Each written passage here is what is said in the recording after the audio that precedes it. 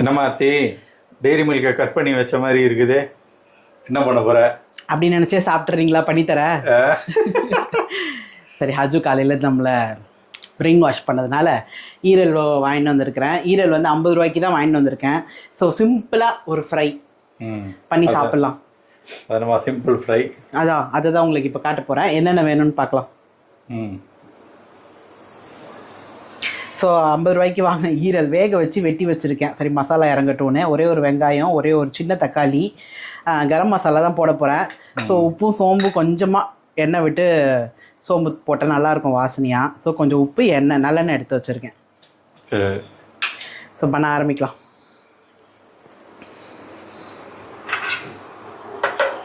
எனக்கு ஈரலே பிடிக்காது. உனக்கு ஈரல் பிடிக்காதா? எனக்கு தான் பிடிக்காது. இவருக்கு சுத்தமாக பிடிக்காது.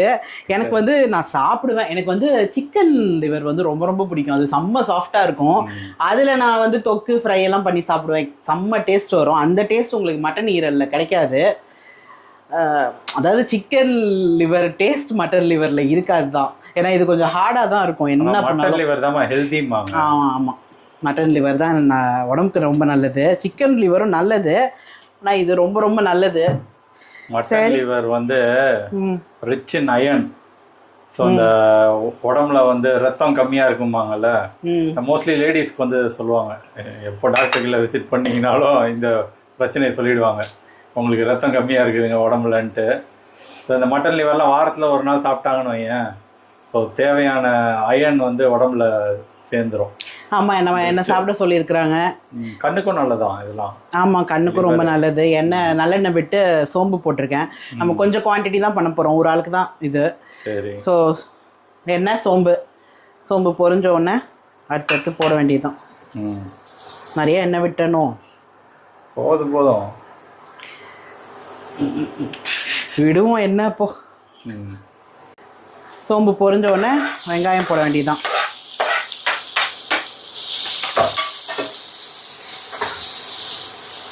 ஆக்சுவலாக இதை வந்து நம்ம மட்டன் குழம்புலேயே போட்டு சாப்பிட்லாம் தான். ஆனால் யாருக்காவது போயிடும். அவங்களுக்கு போயிடுச்சுன்னா கொஞ்சம் ஒரு மாதிரி மூஞ்சி சுழிச்சிடக்கூடாது. இப்போ ஹஜுக்கெலாம் குழம்புல தான் ஃபஸ்ட்டெல்லாம் நான் போட்டுட்டு இருந்தேன். ஏன்னா தனியாக இதுன்னு எதுக்கு பண்ணேன், அதுக்கு தனியாக ஆயில்னால் தேவை தானே படும், ஆயில் எதுக்கு அதிகம் சேர்த்துக்கன்னு சொல்லிட்டு குழம்புல தான் போடுவேன். பார்த்தா எல்லாம் இவருக்கு போயிடும். ரெண்டு லிவர் 3 லிவர் இவருக்கு போயிடும். இதெல்லாம் எதுக்குமா போட்டு குழம்பு வைக்கிறேன்னு கேட்டுருவாங்க. அது ஒழுங்காக சாப்பிட மாட்டார் அப்புறம். அதனாலேயே கொஞ்சம் தனியாக எடுத்து பண்ணுறது. ரொம்ப நாள் ஆச்சு. சரி, இன்றைக்கி இவர் சொன்னதுனால எடுத்துகிட்டு வந்தாச்சு. ரொம்ப சிம்பிள் தான். இதுக்கெலாம் தடால் புடால்னால் செய்யணும்லாம் அவசியம் இல்லை. மசாலா அரைச்சும் செய்யலாம். இன்றைக்கி நான் சிம்பிளாக சொல்கிறேன். கரம் மசாலாவும் அரைக்கலாம். பெப்பர் அதுவும் எடுத்து வைக்க மறந்துட்டேன். மிளகு சீரகம் பொடி கடைசியாக போடணும். மட்டன் சம்மந்தப்பட்டது எதுனாலும் மேலே வந்து மிளகு சீரகம் பொடி தூவணும். மிளகு கண்டிப்பாக இருக்கணும், அப்போ தான் நல்லாயிருக்கும். இஞ்சி பூண்டு பேஸ்ட்டு என்கிட்ட இல்லை. ஸோ நான் இப்படி துருவி போட்டுடுறேன். ஒரே ஒரு பூண்டு எடுத்துருக்கிறேன். அப்படியே இஞ்சியும் துருவிடலாம். ஐயா கட் பண்ணிக்காதம்மா. இதுவும் நல்லா தான் இருக்கும். நல்லா ஆனால் வறுத்துட்டோன்னா வாய்க்கு வராது. அப்படியே மையாக வெங்காயத்தோடையே அது மிக்ஸ் ஆகிரும். நல்லா தான் இருக்கும். போதும் கொஞ்சம், அவ்வளோதான். இஞ்சி பூண்டு கொஞ்சம் வறுப்படட்டும். அவ்வளோதான், இஞ்சி பூண்டு வதங்கியாச்சு. தக்காளியை போட்டுற வேண்டியதுதான். ஒரே ஒரு தக்காளி போதும், நிறையா வேணும்னு இல்லை. தொக்கு பண்ணால் நிறையா வேணும், நம்ம ஃப்ரை தான் பண்ண போகிறோம். ஸோ இவ்வளோ போதும்.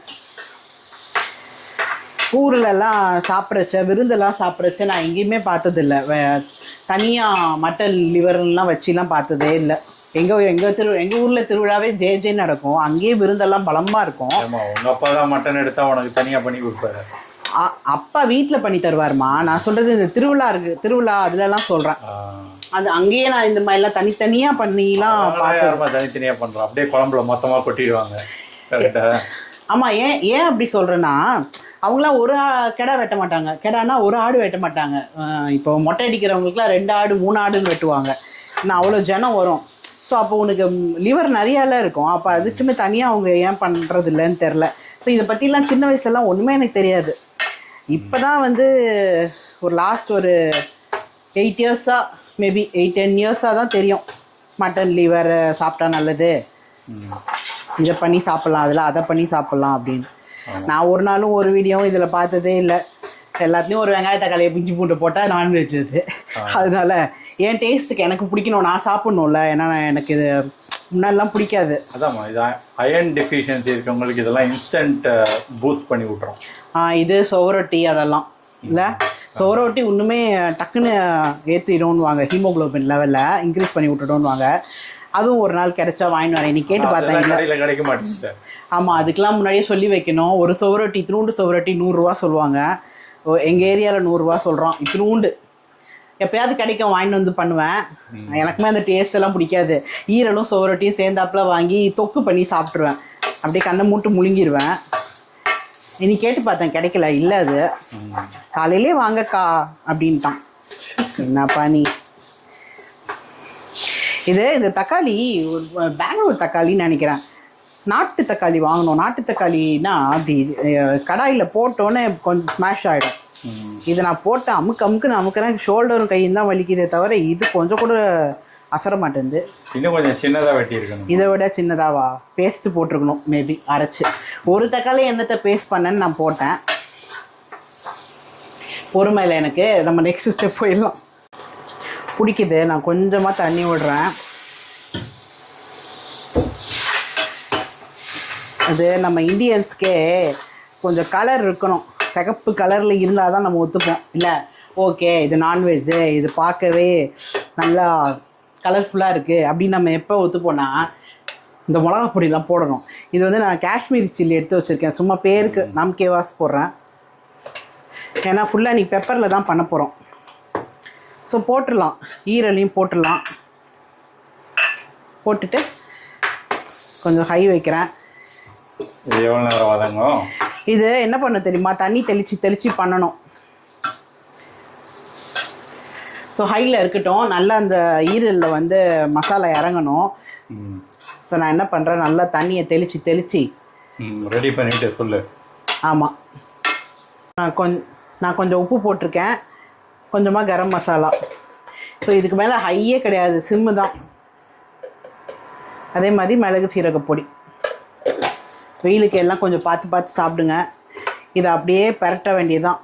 பெரட்டி சிம்மில் வச்சுருங்க. எல்லாம் அடுத்தடுத்த வேலையை பாருங்கள். சாப்பிட உட்கார வச்சு ஆஃப் பண்ணிவிட்டு சுட சுட சாப்பிடுங்க. சாப்பாட்டில் பிசைஞ்சு கூட சாப்பிட்லாம். இந்த கடாய் சாப்பாடு நான் அப்படி தான் ஃபஸ்ட்டு ஆரம்பிக்கிறச்சே நான் அப்படி தான் சாப்பிட்டேன். ஏன்னா எனக்கு இந்த கடாய் சாப்பாடு ரொம்ப பிடிக்கும். லாஸ்ட்டு எல்லாத்தையும் வலித்து ஒரு கிண்ணத்தில் போட்டு சாப்பாடை கடாயில் போட்டு கடாயை விரசி உருண்டை பிடிச்சி வாயில் சாப்பிட்றது எனக்கு ரொம்ப பிடிக்கும். ஸோ அப்படி தான் நான் பண்ணி இதை சாப்பிட ஆரம்பித்தேன். அதுவுமே செம்ம டேஸ்ட்டாக இருக்கும். ஸோ அப்படியே சிம்லேயே இருக்கணும். நம்ம கொஞ்சம் தானே பண்ணியிருக்கோம், அதனால் பார்வைக்கு கொஞ்சம் சுமாராக தான் இருக்குது. டேஸ்ட் வைஸ் எக்ஸலண்ட்டாக தான் இருக்கும். ஸோ சிம்மில் இருக்கட்டும், லாஸ்ட்டாக காட்டுறேன். ஃபைனல் ஸ்டேஜ் வந்தாச்சு, அவ்வளோதான். இப்போ அப்படியே குக்கரை ஓப்பன் பண்ணி சாதம் எடுத்து இதில் போட்டு அப்படியே பேசி உருட்டி வாயில் போட்டு சாப்பிட்டு நான் என்ஜாய் பண்ணுறேன். டைம் கிடச்சதுன்னா இதே மாதிரி ஸ்டைல் ட்ரை பண்ணி பாருங்கள். ரொம்ப சிம்பிள் தான், ஆனால் நல்லாயிருக்கும் டேஸ்ட்டு. ஈரலில் எல்லா மசாலாவும் உக்காரும். அது வரைக்கும் கொஞ்சம் பொறுமையாக வதக்குனீங்கன்னா ரொம்ப நல்லா வரும். ட்ரை பண்ணிட்டு சொல்லுங்கள். அடுத்த வீடியோவில் பார்க்கலாம்.